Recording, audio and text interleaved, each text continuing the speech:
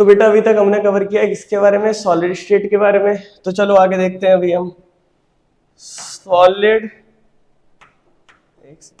Solid generate do not exhibit diffusion. इसका मतलब क्या हुआ कि जितने भी सॉलिड होते हैं उनके पार्टिकल के बीच में अट्रैक्शन फोर्स ज्यादा होने की वजह से वो डिफ्यूजन शो नहीं करेंगे, ये सभी को पता है। लेकिन जैसे एक एग्जांपल लेता हूं मैं किसका, ब्लैक बोर्ड का। किसका बेटा, ब्लैक बोर्ड का। तो ब्लैक बोर्ड पे जैसे ही मैं चौक से लिख रहा हूं तो मैंने क्या करा, उसको 8 to 10 डेज तक बिल्कुल क्लीन ही किया। उसके बाद जैसे मैं उसको रब करके क्लीन करूंगा तो होगा क्या कि बोर्ड के ऊपर कुछ पार्टिकल रह जाएंगे जो मेरा सॉलिड बोर्ड है उसकी सरफेस के अंदर एंटर कर जाते हैं, और मेरा चौक है वो भी सॉलिड है।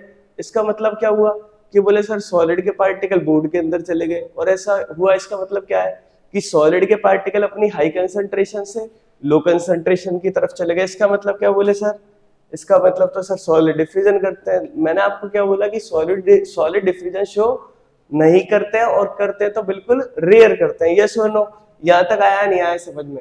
इसके बाद एक बार रिवाइज कर लो कि सॉलिड का शेप कैसा रहेगा, फिक्स रहेगा, इसका मास फिक्स रहेगा, इसका वॉल्यूम फिक्स रहेगा। इसको कंप्रेस करना क्या है, सबसे सबसे ज्यादा मुश्किल। इसीलिए क्या बोलते हैं हम कि सॉलिड क्या होते हैं, इनकंप्रेसिबल।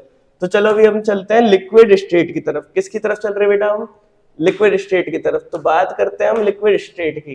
तो मैंने आपको 3 स्टेट बताई किसी भी मैटर की फिजिकल प्रॉपर्टी के बेसिस पे। फर्स्ट होगी सॉलिड स्टेट, सेकंड होगी liquid state, and third one is gas state. ठीक है, तो अभी बात करते हैं सॉलिड स्टेट की। The matter is liquid state a definite volume and definite mass but no definite shape. इसका मतलब क्या है, जो भी लिक्विड होता है, क्या बेटा, जो भी लिक्विड होता है ना तो उसका शेप फिक्स होता है। हम उसको जिस कंटेनर के अंदर डालेंगे उसी का वो साइज ले लेगा, उसी का वो शेप ले लेगा। लेकिन उसकी बात करेंगे वॉल्यूम की, तो हमेशा ध्यान रखना जो वॉल्यूम होता है किसका, लिक्विड का, वो हमेशा क्या रहेगा, फिक्स। अरे आया नहीं आया समझ में। इसके अलावा लिक्विड ऑल्सो ऑलमोस्ट इनकम्प्रेसिबल। जो लिक्विड्स होते हैं वो क्या होते हैं, बिल्कुल ऑलमोस्ट इनकम्प्रेसिबल। इससे क्या समझ में आया कि बेटा जो लिक्विड है उनके पार्टिकल है वो क्या रहेंगे, एक दूसरे के पास पास। बोले सर सॉलिड के बीच में लेकिन सबसे ज्यादा अट्रैक्शन फोर्स होगा लिक्विड के कंपैरेटिवली। बोले बात तो सही है, लेकिन जैसे मैं एक डायग्राम बना रहा हूँ, यहाँ सभी देखो एक डायग्राम को मैंने लिया, diagram A, diagram B and diagram C. एक बार तीनों डायग्राम को सभी बच्चे गौर से देखेंगे तो देखो डायग्राम ए के अंदर मैं कुछ पार्टिकल्स बना रहा हूं, तो आपको इनको देखकर बताना है कि डायग्राम ए सॉलिड का है, लिक्विड का है या गैस का है। डायग्राम भी सॉलिड का है, लिक्विड का है, गैस का है, किसका है। तो बताओ इसका आंसर क्या होगा। आपको तीनों डायग्राम बोर्ड पे शो हो रखे हैं, डायग्राम ए, डायग्राम बी और डायग्राम सी। बोले सर डायग्राम ए तो सॉलिड का होगा, डायग्राम बी लिक्विड का होगा और डायग्राम सी गैस का होगा। ऐसा क्यों लग रहा है, क्योंकि बोले ए के अंदर क्या है सर, सॉलिड के पार्टिकल है, तो देखो सर पास पास में, तो इसलिए मैंने क्या कह दिया है, सॉलिड होगा। बी के अंदर जब मैंने देखा तो पार्टिकल क्या कंपैरेटिवली सॉलिड से दूर दूर है, तो इसका मतलब क्या बोला, बोले सर लिक्विड होगा। और डायग्राम सी के अंदर जो पार्टिकल है वो क्या है, सबसे ज्यादा दूरी पे कंपैरेटिवली सॉलिड के और लिक्विड के। इसका मतलब क्या बोले सर, आपने पहले बताया जो गैस के पार्टिकल होते हैं उनके बीच में इंटरमोलिकुलर फोर्स या इंटर पार्टिकल फोर्स की वैल्यू क्या होगी सर, कम। इसलिए मैंने आपको बता दिया, तो ये तो क्या होगा, सॉलिड भी होगा, लिक्विड एंड सी होगा गैस। अरे आई नहीं आई बात समझ में। तो चलो इसीलिए मैं क्या कह रहा हूं कि जो लिक्विड के पार्टिकल है या जो लिक्विड मटेरियल है वो क्या है, ऑलमोस्ट इनकंप्रेसिबल। उसके पार्टिकल्स के बीच में अट्रैक्शन फोर्स क्या होता है बेटा, ज्यादा। गैस के कंपैरिजन में तो ज्यादा ही होता है, इसलिए क्या बोलते हैं हम, ये कैसे होता है, incompressible. But are not rigid, लेकिन वो बहुत ज्यादा रिजिड नहीं होते। क्यों, क्योंकि सॉलिड के पार्टिकल तो सबसे ज्यादा अट्रैक्ट रहेंगे, लेकिन लिक्विड के पार्टिकल के बीच में अट्रैक्शन फोर्स सॉलिड के कंपैरेटिवली कम होगा। इसलिए क्या नहीं कहेंगे हम, लिक्विड के पार्टिकल रिजिड नहीं रहेंगे। In fact they can flow from higher to lower level. इसका मतलब क्या हुआ, इसका मतलब है कि जो लिक्विड के पार्टिकल है अपने हायर से लोअर लेवल की तरफ क्या करते हैं, फ्लो। जैसे मैंने इस रूम के अंदर क्या करा, 1 लीटर ऑफ वाटर ड्रॉप कर दिया नीचे, तो वाटर क्या करेगा, अपनी हाई कंसंट्रेशन से लोअर कंसंट्रेशन की तरफ जाएगा, नहीं जाएगा। इसी कॉन्सेप्ट को क्या बोलते हैं अपन, फ्लूइडिटी, जो भी आगे आएगा। ठीक है, liquid have a property of fluidity. तो लिक्विड के पास एक प्रॉपर्टी होती है, उसका नाम क्या होता है बेटा, फ्लूइडिटी। इसका हिंदी में मतलब है तरलता, मतलब इसके पास बहने की क्षमता है एक तरीके से। तो मुझे बताओ क्या सॉलिड के पास फ्लूइडिटी कैरेक्टर होगा, नहीं होगा। बोले सर सॉलिड बहता थोड़ी है, तो सॉलिड के पास फ्लूइडिटी नहीं होगी। लेकिन गैस के पास, बोले सर गैस का थोड़ा सा डाउट आ रहा है, लिक्विड में तो होता है। लेकिन बेटा देखो गैस के अंदर, जैसे मैंने गैस है, एक परफ्यूम स्प्रे करा, तो एक जगह से वो दूसरी जगह उसका पार्टिकल जाएंगे नहीं जाएंगे, तो बोले सर जाते हैं। इसका मतलब गैस भी क्या शो करेगी बेटा, fluidity. And acquire the shape of container in which they are kept. अब लिक्विड के बारे में एक चीज देखो कि लिक्विड जैसे 1 लीटर ऑफ मैंने वाटर लिया, उसको फिल कर दिया किसी वाटर बॉटल में, तो क्या उसी की शेप ले लेगा, बोले सर ले लेगा। अगर मैं उसको किसी ड्रम के अंदर फिल कर दूं तो बोले सर ड्रम की शेप ले लेगा। अगर मैं उसको किसी बकेट के अंदर फिल कर दूंगा तो बोले सर बकेट की शेप ले लेगा। इसका मतलब लिक्विड को मैं जिस भी कंटेनर के अंदर फिल करूंगा, लिक्विड उसी कंटेनर की क्या ले लेगा बेटा, shape. Liquid can undergo diffusion. अब बताओ लिक्विड डिफ्यूजन शो करेगा नहीं करेगा? पहले मुझे कोई बताएगा डिफ्यूजन की डेफिनेशन क्या थी? चलो रिवाइज कर लेते हैं एक बार। डिफ्यूजन की डेफिनेशन है बेटा कि कोई भी पार्टिकल अपनी हायर कंसंट्रेशन से लोअर कंसंट्रेशन की तरफ जाएगा। कहां जाएगा? अपनी हायर कंसंट्रेशन से लोअर कंसंट्रेशन की तरफ। इसी कैरेक्टरिस्टिक्स को क्या बोलते हैं हम? डिफ्यूजन। तो मुझे बताओ कि लिक्विड के पार्टिकल भी अपनी हाई कंसंट्रेशन से लोअर कंसंट्रेशन की तरफ जाएंगे क्या? बोले सर इसको एग्जांपल लेके बताओ। जैसे देखो मेरे पास क्या है, एक बीकर। क्या है बेटा? बीकर। मैंने इसके अंदर क्या डाल दिया? मैं इसके अंदर पुट कर रहा हूं किसको? इंक को। तो थोड़ी देर बाद क्या होगा? इंक इसमें कंप्लीटली डिसॉल्व हो जाएगी। अरे होगी नहीं होगी? इसका मतलब क्या, लिक्विड के पार्टिकल इस वाटर बीकर के अंदर कंप्लीटली डिसॉल्व हो गए, इवनली सभी जगह डिस्ट्रीब्यूट हुए नहीं हुए। तो इसका मतलब क्या, लिक्विड के पार्टिकल डिफ्यूजन शो करेंगे नहीं करेंगे? बोले करेंगे सर। इसका मतलब लिक्विड कैन अंडरगो डिफ्यूजन और liquid can show diffusion. Liquid also have high density but less than that solid. अब मैंने मुझे बताओ एक बार, डेंसिटी का फॉर्मूला क्या होता है? Density is equal to mass upon volume. अरे यस और नो? तो मुझे बताओ मैंने 1 kg ऑफ सॉलिड लिया, 1 kg ऑफ लिक्विड लिया एंड 1 kg ऑफ गैस, तो सबसे ज्यादा शेप कौन लेगा उसको एक्वायर करने में, उसको रखने के लिए? बोले सर सबसे कम जगह तो लेगा सॉलिड, उससे ज्यादा लेगा लिक्विड और उससे ज्यादा लेगा गैस। जैसे एक मेरे पास पीस ऑफ आयरन है 1 kg, तो बोले सर वो तो इतनी सी जगह में आ जाएगा। लेकिन लिक्विड की बात करूंगा तो बोले सर इतनी बड़ी बोतल चाहिए, लेकिन गैस की बात करूंगा तो बोले सर इतना बड़ा कंटेनर चाहिए। अरे आई नहीं आई बात समझ में? तो मुझे बताओ सबसे ज्यादा वॉल्यूम किसका होगा? बोले सर गैस का होगा, उससे कम लिक्विड का, उससे कम होगा सॉलिड का। तो क्या मैं कह सकता हूं कि लिक्विड की डेंसिटी, किसकी डेंसिटी बेटा? लिक्विड की डेंसिटी कम रहती है किसके कंपैरेटिवली? सॉलिड के। किसके कंपैरेटिवली? सॉलिड के, क्योंकि लिक्विड का वॉल्यूम ज्यादा होगा। लेकिन अगर मैं कंपेयर करूं लिक्विड को किससे? गैस से, तो गैस मुझे बताओ ज्यादा स्पेस ऑक्यूपाई करेगा नहीं करेगा? तो गैस का वॉल्यूम ज्यादा होगा तो गैस की डेंसिटी क्या होगी? कम। किसके कंपैरिजन में? लिक्विड के कंपैरिजन में। नेक्स्ट पॉइंट की तरफ चलते हैं। In liquid intermolecular force of attraction is weaker then solid. अब मुझे बताओ, मैंने आपको बताया ना इंटरमोलिकुलर फोर्स का ऑर्डर सबसे ज्यादा किसमें होगा? सॉलिड में, क्योंकि उसके पार्टिकल पास पास में। सेकंड बात करता हूं मैं लिक्विड की, तो उसके बीच में इंटरमोलिकुलर फोर्स क्या होगा? कंपैरेटिवली सॉलिड के कम होगा, और गैस में इन दोनों के कंपैरेटिवली सबसे सबसे कम होगा। अरे आई नहीं आई बात समझ में? अब देखो एक मेरे पास क्या है, ग्लास है, उसके अंदर वाटर फिल कर रखा है। सेकंड देखो अल्कोहल बॉटल, थर्ड मिल्क। ये सभी बेटा किसके एग्जांपल है? लिक्विड के। Water, alcohol, milk, diesel, petrol, kerosene oil, vegetable oil and fruit juice. अरे आई नहीं आई बात समझ में? या 3 डायग्राम रिप्रेजेंट हो रहे, दिख रहे सभी को? अब देखो इनके अंदर क्या लॉजिक है, ये कहना चाह रहा है कि बेटा जो लिक्विड होता है ना, उसके अंदर सॉलिड को भी मिक्स कर सकते हैं, गैस को भी मिक्स कर सकते हैं और लिक्विड को भी मिक्स कर सकते हैं। जैसे देखो बीकर है, बीकर के अंदर मैंने क्या डाल दिया बेटा? इंक। क्या डाला? इंक। इसके अंदर देखो, इस बीकर के अंदर भी मैंने लिक्विड भर रखा है वाटर, और इसके अंदर मैंने क्या डाल दिया? पोटेशियम परमैंगनेट का सॉल्यूशन। किसका सॉल्यूशन डाला? पोटेशियम परमैंगनेट का सॉल्यूशन।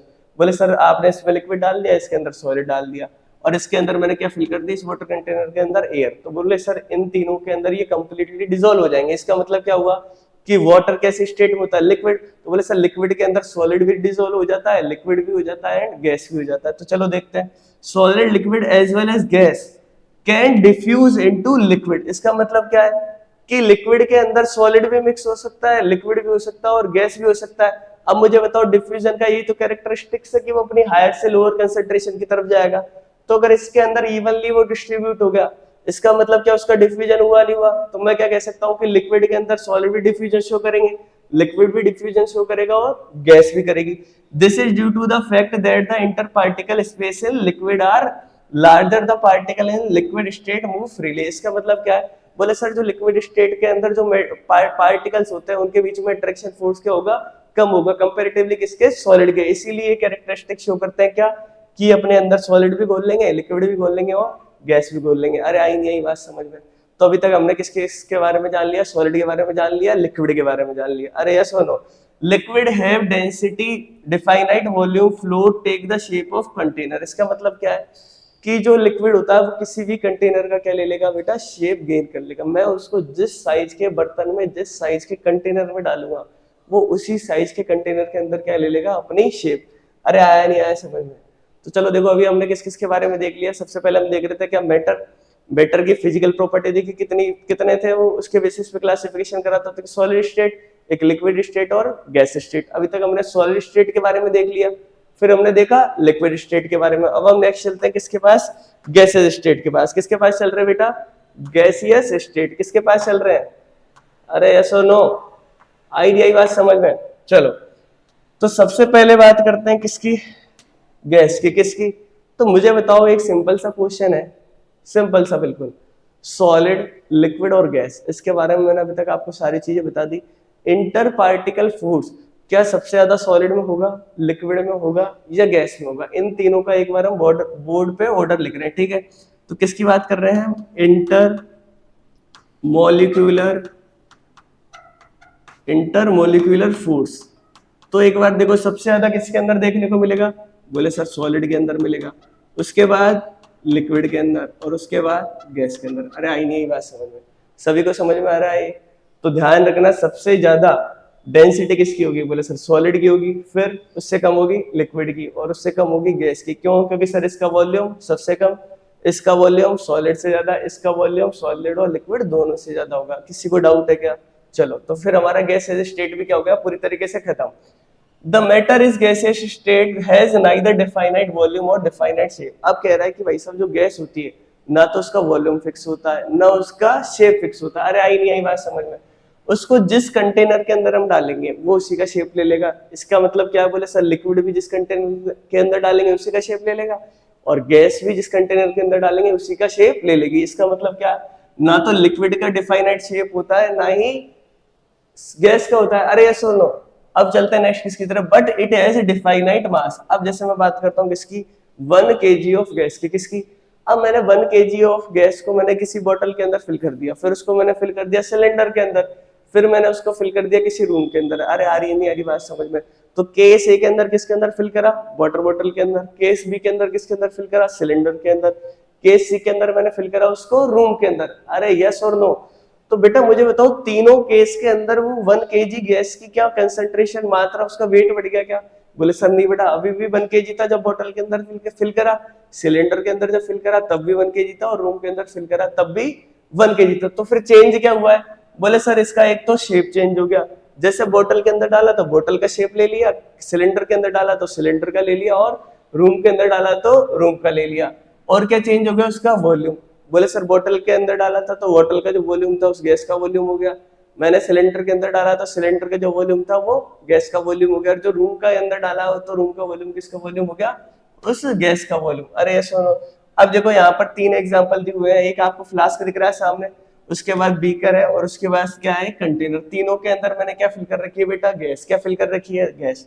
अब देखो फ्लास्क के अंदर जब मैंने गैस फिल करी तो क्या इसने इस फ्लास्क का शेप लिया नहीं लिया?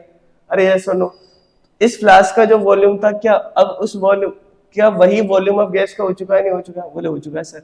अब बीकर की बात करते हैं। जब मैंने बीकर के अंदर गैस फिल करी तो बताओ गैस ने बीकर का शेप लिया नहीं लिया? बोले सर ले लिया।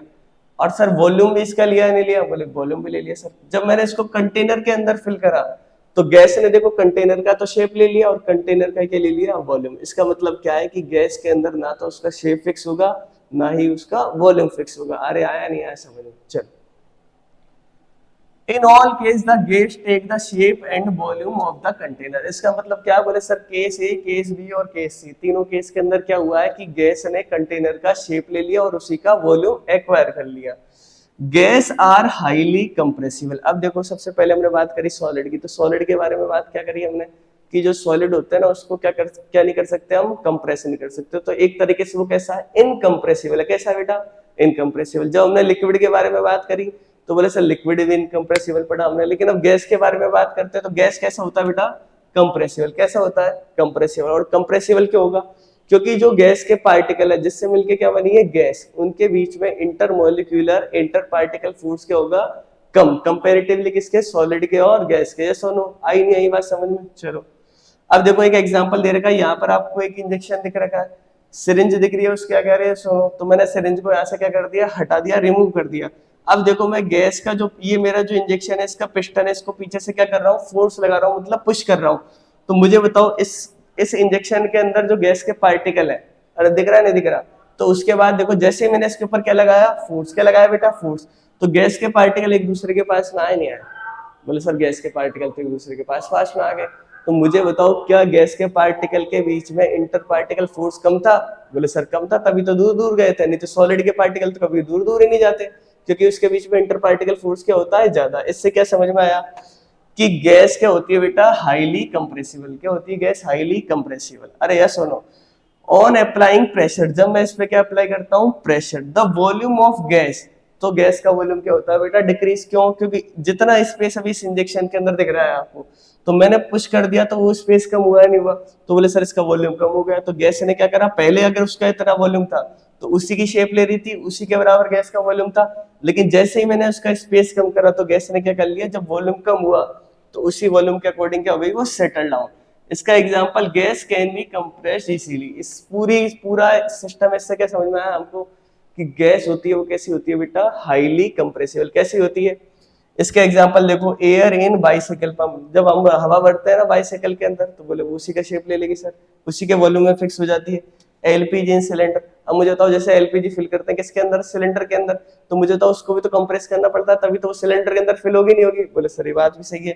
कंप्रेशन नेचुरल गैस, जो सीएनजी आती है व्हीकल के अंदर फिल करते हैं, वो भी क्या होता है, गैस ही होती है, लेकिन उसको हम क्या करते हैं, हाईली कंप्रेस करके किसके अंदर फिल करेंगे, सिलेंडर्स के अंदर, जो व्हीकल्स के अंदर लगे होते हैं। अरे आया नहीं आया समझ में। तो अभी तक हमने कौन कौन से स्टेट के बारे में पढ़ लिया, बोले सर सॉलिड स्टेट पढ़ ली, कोई डाउट नहीं है उसके अंदर, लिक्विड स्टेट पढ़ ली, कोई डाउट नहीं है, और गैसेस स्टेट पढ़ ली। अरे यस और नो। तो अभी तक मुझे बताओ, अभी अपन मैटर की कहानी कर रहे थे इतनी देर से, अरे यस और नो। तो अभी हम मैटर के बारे में फर्दर और जानेंगे कि मैटर क्या होता है। पहले मुझे एक बार कोई मैटर की डेफिनेशन रिवाइज करके बता देगा क्या होती है। बोले सर मैटर का कुछ नहीं है, आपने सिंपल सा बताया था कि कोई भी सब्सटेंस है, कोई भी ऑब्जेक्ट है इस संसार के अंदर, इस पूरे ब्रह्मांड के अंदर, तो एक तो उसके पास मास होना चाहिए और वो कोई भी एक स्पेस ऑक्यूपाई करना चाहिए, तो उस केस के अंदर उसको क्या बोलेंगे हम, मैटर। बोले सर यहाँ तक तो क्लियर है, यहाँ तक कोई भी डाउट नहीं है। तो अब हम पढ़ने वाले हैं फिजिकल नेचर ऑफ मैटर। क्या पढ़ेंगे बेटा, फिजिकल नेचर ऑफ मैटर, कि मैटर का फिजिकल नेचर कैसा होता है। तो मुझे बताओ मैटर मिलके किससे बना रहेगा, बोले सर ये तो हमको पता चल गया, मैटर पार्टिकल से मिलके बना रहेगा। इसका मतलब क्या है, matter is made up of particle. बोले सर ये बात समझ में आ गई। अब मुझे बताओ कि अब हम इसका एक्सपेरिमेंट कर रहे हैं प्रूव करने के लिए कि मैटर किससे मिलके बना होगा, पार्टिकल से। अब देखो मैंने क्या करा, 3 बीकर ले ली। कितने बीकर्स लिए बेटा, 3 beakers, beaker 1, beaker 2 and beaker 3। अरे ये सुनो, फिर इसके बाद मैंने एक ऑब्जर्वेशन के लिए बीकर नंबर 4 ले लिया। अरे आया नहीं आया समझ में। अब देखो बीकर ए के अंदर क्या करें, मैंने वाटर फिल कर दिया और उसके बाद मैंने उसके अंदर क्या कर दिया, एक मार्किंग कर दी, मतलब निशान लगा लिया, पता लगाने के लिए कि क्या इस बीकर के अंदर इस वाटर लेवल अप जाता है या लो जाता है। अरे सुनो, तो जब मैंने इस बीकर के अंदर शुगर ऐड करी, क्या ऐड करी बेटा, शुगर। अब जब मैंने शुगर को उसके अंदर स्टिर करा, मतलब घुमाया, तो शुगर कंप्लीटली इस बीकर के अंदर जो वाटर है उसके अंदर क्या होगी, कंप्लीटली मिक्स। लेकिन हमने एक चीज नोटिस करी कि इस बीकर के अंदर जहां भी हमने मार्क करा था, वो मार्क के साइन के ऊपर वाटर अभी भी नहीं गया। इसका मतलब वाटर जिस लेवल तक इन बीकर्स के अंदर भरा था, उसके बाद जब मैंने किसी दूसरे पार्टिकल को इस वाटर के अंदर, इस बीकर के अंदर ऐड करा, तो बोले सर इसका साइज बढ़ना चाहिए था ना, वाटर लेवल बढ़ना चाहिए था, लेकिन वाटर लेवल नहीं बढ़ा। इसका मतलब क्या हुआ, क्या शुगर के पार्टिकल इन वाटर के पार्टिकल के बीच में जो स्पेस था उसके अंदर डिसॉल्व हुए नहीं हुए। देखो अपन ने डायग्राम बनाया था किसके लिए, लिक्विड के लिए। लिक्विड का ऐसा ही था कुछ डायग्राम। अरे यस और नो, आई नहीं आई बात समझ। तो लिक्विड के पार्टिकल के बीच में स्पेस था नहीं था, यस और नो। तो जैसे ही मैंने शुगर ऐड करी, तो शुगर ने क्या करा, इन पार्टिकल्स के बीच में जो स्पेस था उस स्पेस को क्या कर लिया बेटा, ऑक्यूपाई। तो इससे क्या समझ में आया हमको कि मैटर किससे मिलके बना रहेगा, पार्टिकल से। और अगर जैसे मैंने शुगर को ऐड करा वाटर के अंदर, तो उसका अभी भी साइज नहीं बढ़ा। कंटेनर के अंदर जितना अभी भी लिक्विड जहां तक हमने मार्क किया था, अभी भी उसी मार्क उसी साइन पर है। If matter is made up of particle, they must have space between them. इससे क्या चीज प्रूव हो गई, इससे प्रूव हो गई, बोले सर मैटर पार्टिकल से मिलके बना रहेगा, इसके अंदर कोई दिक्कत नहीं है। लेकिन जैसे मैंने इसके अंदर शुगर ऐड करी, तो इसका लेवल बढ़ जाना चाहिए था, लेकिन इसका लेवल नहीं बढ़ा। इसका मतलब क्या हुआ कि जो भी वाटर के पार्टिकल है उनके बीच में क्या है, स्पेस। और उस स्पेस के अंदर कौन सेटल डाउन हो गया, बोले सर शुगर सेटल डाउन हो गया उस स्पेस के अंदर। अब इसका कंक्लूजन देख लेते हैं एक बार। It is observe that the crystal of sugar disappear, जब हमने इसको स्टिर करा तो शुगर के क्रिस्टल क्या हो गए बेटा, गायब हो गए, डिसअपियर हो गए।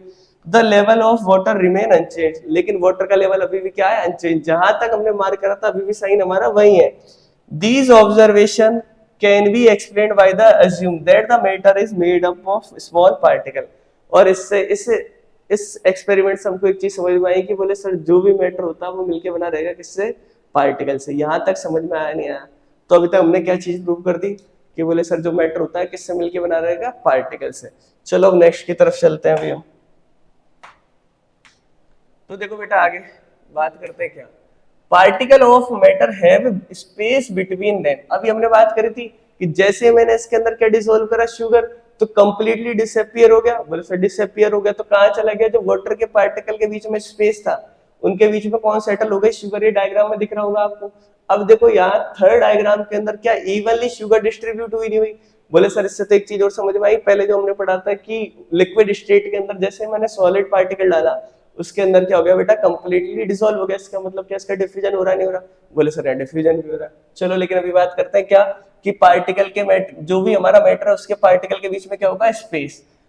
When the sugar is dissolved in water, the volume of the liquid remain unchanged. जैसे मैंने उसके अंदर क्या डाला बेटा, शुगर के पार्टिकल, लेकिन उसका लेवल अभी भी क्या रहा, unchanged. During dissolution, the particle of sugar get into the space between the particle of water. जैसे ही मैंने उसको डिसॉल्व करा किसके अंदर, वाटर के अंदर, शुगर को, तो क्या हुआ उसके अंदर कंप्लीटली मिक्स हो गई और जो स्पेस था उसका ऑक्यूपाई कर लिया। As a result they get evenly distribute, तो उसके अंदर क्या हुआ, वो बेटा इवनली डिस्ट्रीब्यूट हो गई, equally.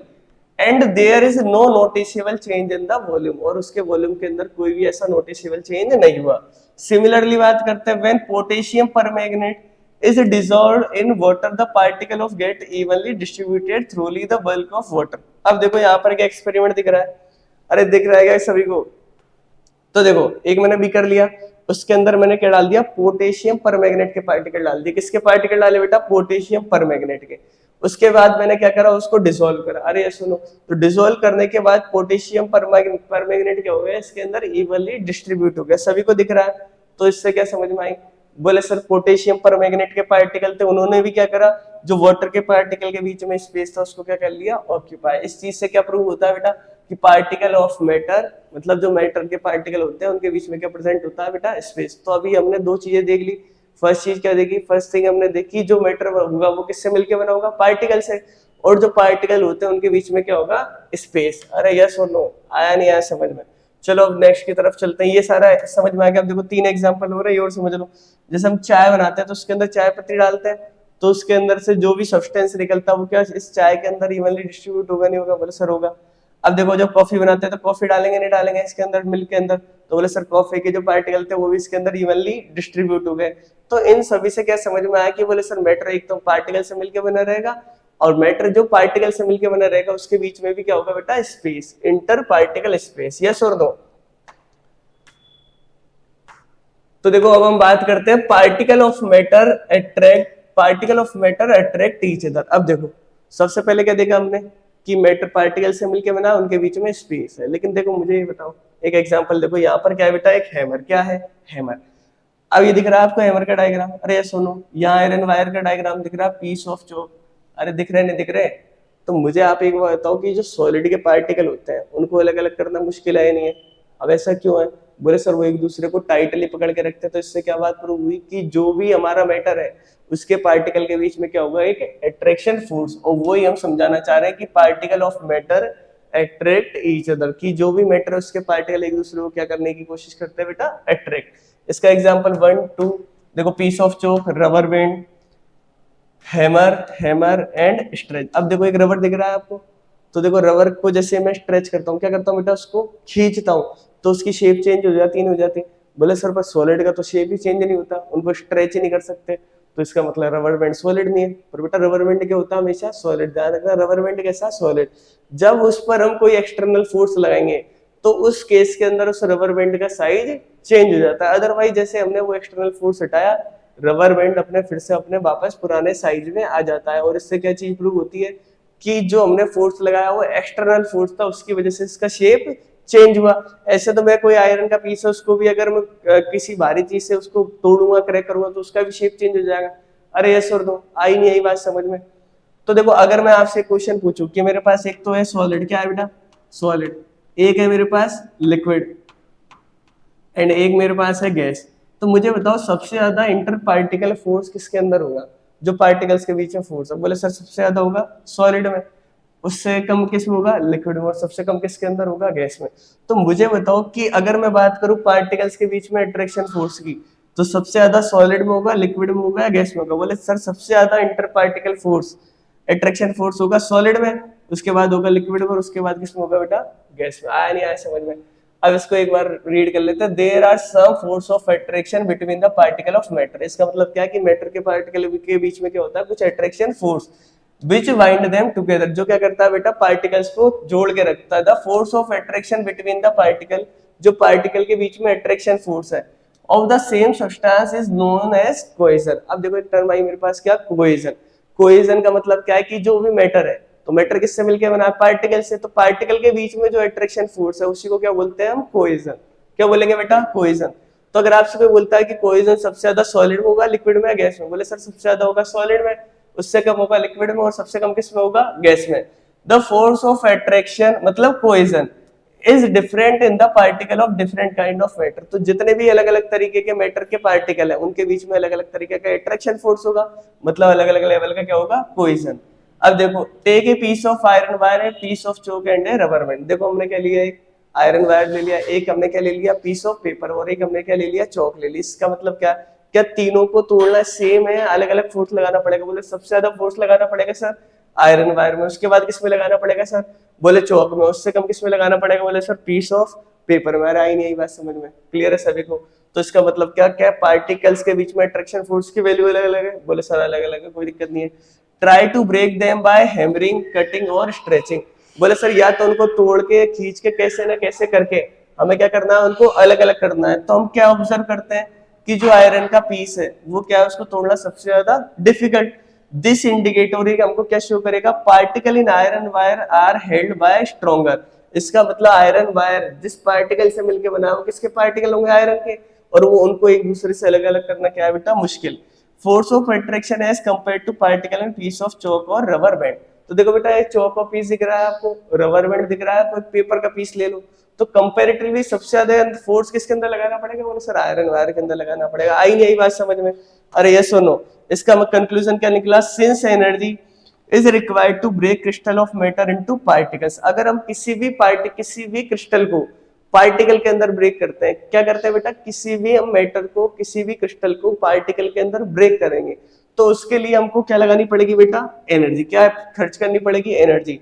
It indicate that the particle in matter are held by some attraction force. और ऐसा क्यों करना पड़ेगा भाई, उन दोनों के बीच में क्या है, अट्रैक्शन फोर्स पार्टिकल के बीच में, इसलिए बाहर से एक्सटर्नल एनर्जी लगानी पड़ती है, ताकि जो पार्टिकल के बीच में अट्रैक्शन फोर्स है वो क्या हो जाए बेटा, कम, और पार्टिकल एक दूसरे से आसानी से दूर चले जाए।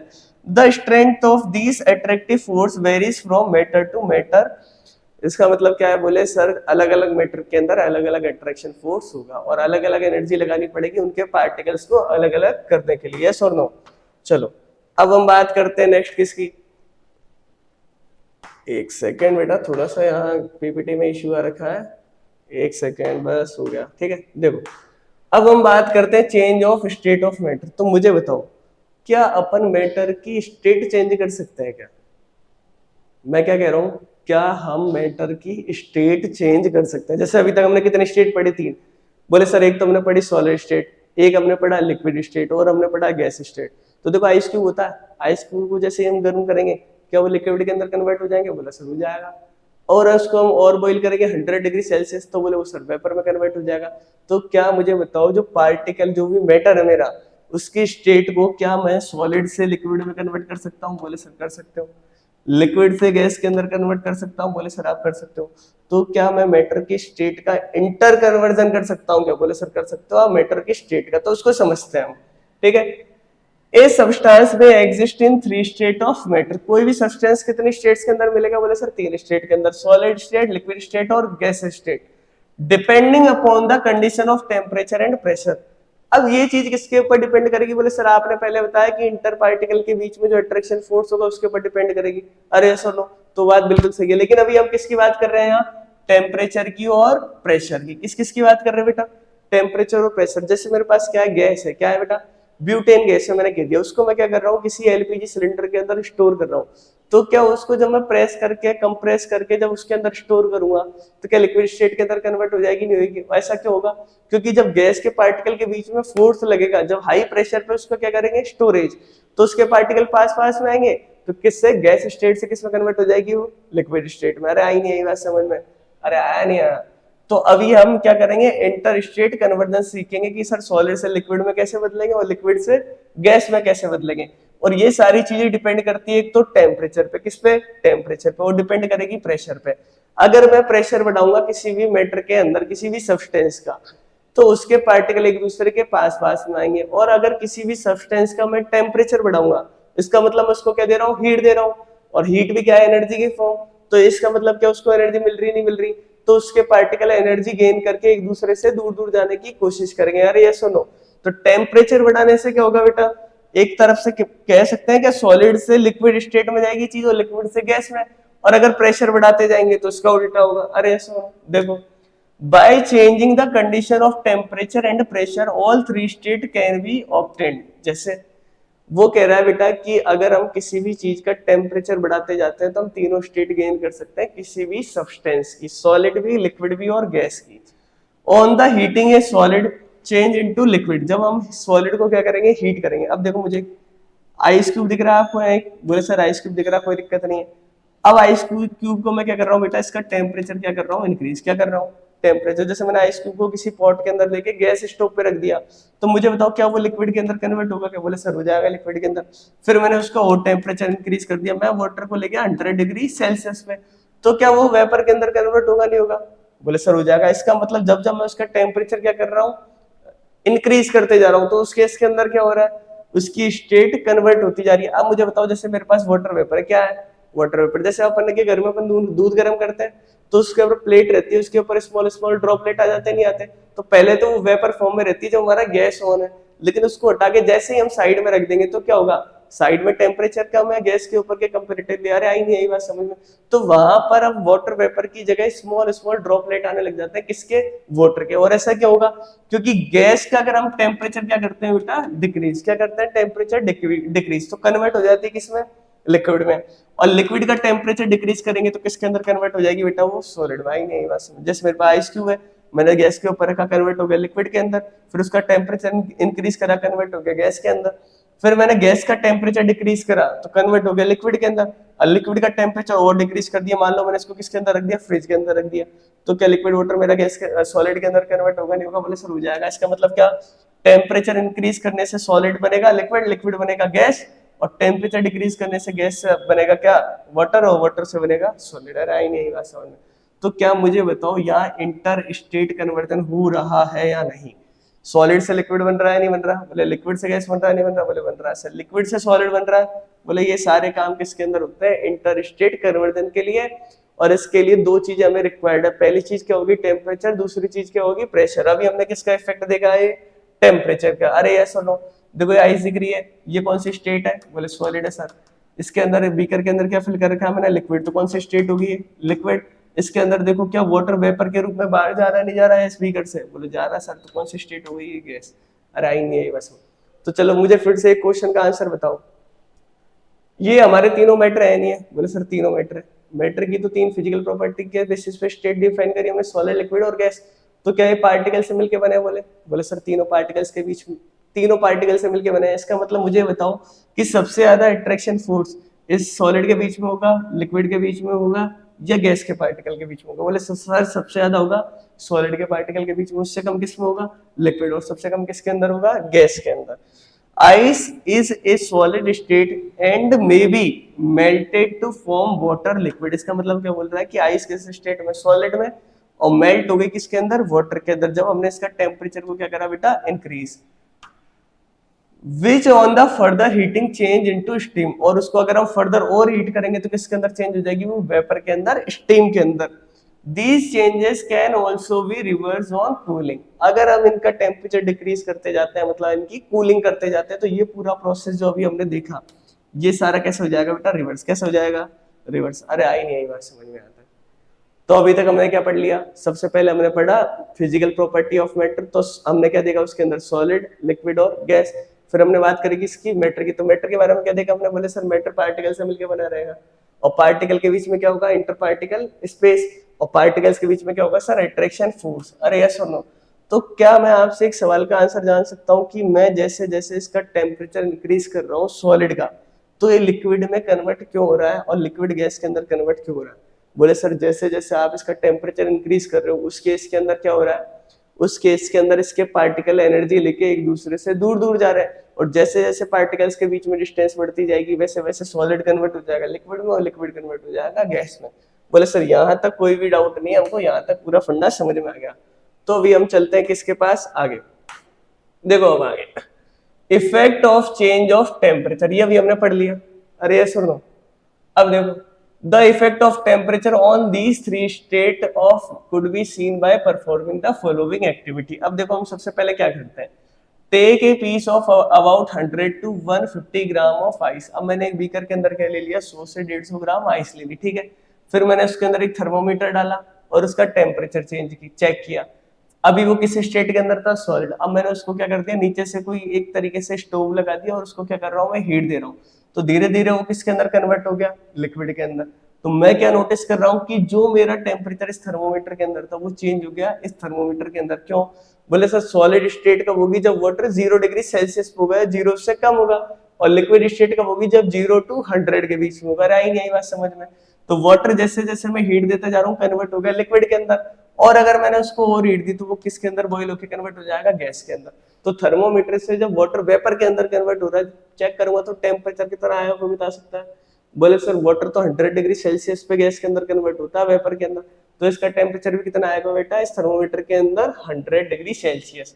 इस एक्सपेरिमेंट, इस एक्टिविटी को देख लो। Take a piece of about 100 to 150 gram of ice in a beaker. तो मैंने किसी बीकर के अंदर 100 से 150 ग्राम क्या ले ली बेटा, ice. Start heating the beaker slowly on a low flame. अब मैं क्या कर रहा हूँ, इस बीकर को लो फ्लेम पे हीट करना स्टार्ट कर रहा हूँ। Note down the temperature when ice start changing to water and ice has be converted to water. अब हम क्या करेंगे, नोट करेंगे टेम्परेचर को कि आइस किस टेम्परेचर पे लिक्विड में कन्वर्ट होना स्टार्ट हो जाती है, ठीक है।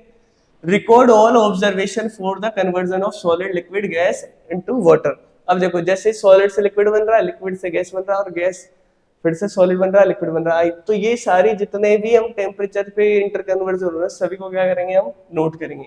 Now place a glass rod in the beaker and slowly heat the beaker with constant steering with the help of glass rod. अब हमने क्या ले ली, कोई ग्लास रॉड ले ली, मतलब कोई भी ऐसी चीज ले ली जिससे हम इस आइस क्यूब को क्या करते रहे, हिलाते रहे। और इसके अंदर बेटा हम एक चीज लगा सकते हैं, थर्मोमीटर। क्या लगा सकते हैं, थर्मोमीटर। किस चीज को जानने के लिए, इसका टेम्परेचर चेक करने के लिए। अरे आई नहीं आई बात समझ में।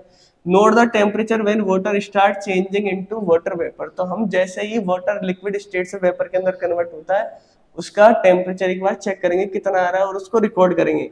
Record all observation for the conversion of water in the liquid state to vapour state.